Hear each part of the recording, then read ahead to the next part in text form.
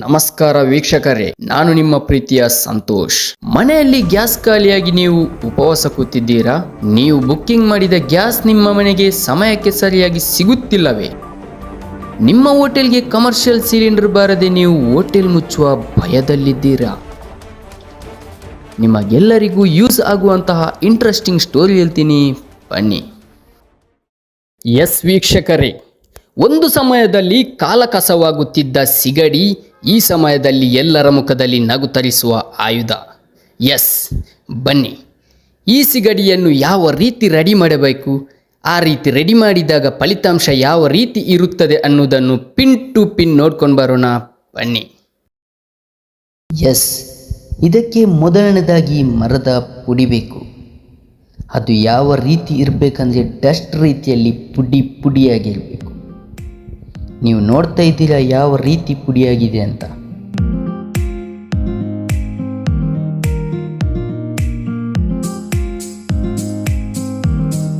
ಇದರ ಜೊತೆ ಒಂದು ಈ ಥರದ ಪೈಪ್ ಬೇಕು. ಆಮೇಲೆ ಒಂದು ಈ ಥರ ಮರದ ಪೀಸ್ ಇಟ್ಕೊಳ್ಳಿ. ಪುಡಿಯನ್ನು ಚೆನ್ನಾಗಿ ಸೆಟ್ ಮಾಡಲಿಕ್ಕೆ ಅಂತ ಈ ಥರ ಒಂದು ಮರದ ಪೀಸ್ ತಗೊಳ್ಳಿ. ಆಮೇಲೆ ಸ್ವಲ್ಪ ನೀರು, ಒಂದು ಸಣ್ಣ ಮರದ ಪೀಸ್. ಬನ್ನಿ, ಇವಾಗ ಇದನ್ನು ಯಾವ ರೀತಿ ಯೂಸ್ ಮಾಡಬೇಕಂತ ನೋಡ್ಕೊಂಡು ಬರೋಣ. ನೋಡಿ, ಈ ಮರದ ಪೀಸನ್ನು ಸಿಗಡಿಯ ಮಧ್ಯಮ ಜಾಗಕ್ಕೆ ಇಡಬೇಕು. ಆಮೇಲೆ ಪೈಪ್ ಪೀಸನ್ನು ಸರಿಯಾಗಿ ಮಧ್ಯಮ ಜಾಗದಲ್ಲಿ ನಿಲ್ಲಿಸಬೇಕು. ಪೈಪ್ ಪೀಸ್ನ ಅಡಿಭಾಗ ಸರಿಯಾಗಿ ನಿಲ್ಲುವ ರೀತಿ ಕಟ್ ಮಾಡಿಕೊಳ್ಳಿ.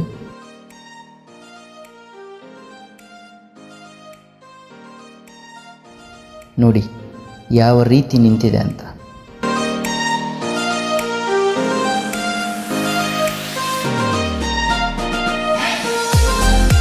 ಬನ್ನಿ, ಇವಾಗ ಪುಡಿ ಹಾಕೋಣ.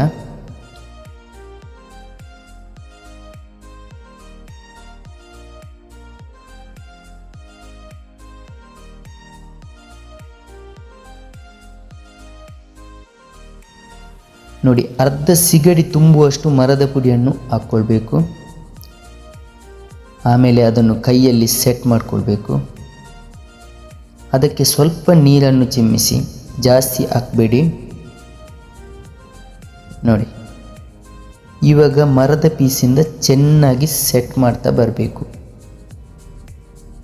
ನೋಡಿ ಯಾವ ರೀತಿ ಪುಡಿ ಸೆಟ್ ಆಗ್ತಾ ಉಂಟು. ನೋಡಿ, ಸೆಟ್ ಆಗ್ತಾ ಕೆಳಗೆ ಹೋಗ್ತಾ ಉಂಟು. ನೋಡಿ,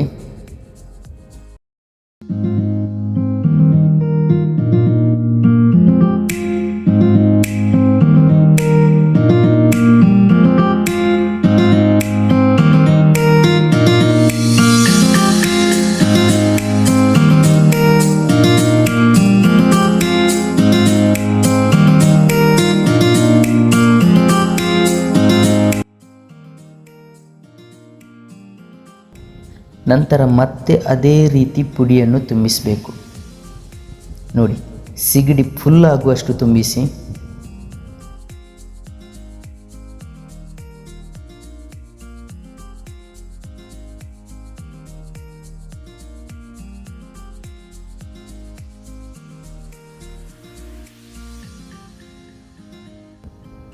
ನೀರು ಹಾಕಿ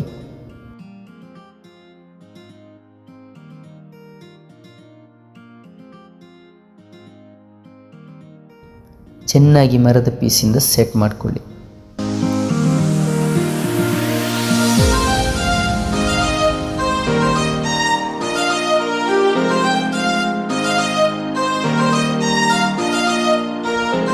ಇಷ್ಟು ಗ್ಯಾಪ್ ಇರಬೇಕು, ಫುಲ್ಲಾಗಿ ತುಂಬಿಸಬೇಡಿ.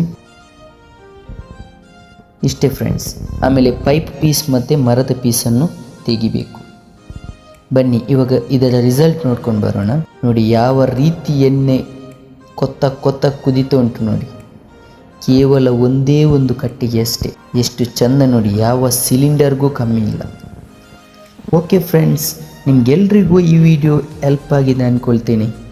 ಇನ್ನಷ್ಟು ಒಳ್ಳೊಳ್ಳೆ ಕಂಟೆಂಟ್ಗೋಸ್ಕರ ಫಾಲೋ ಮಾಡಿ. Thank you.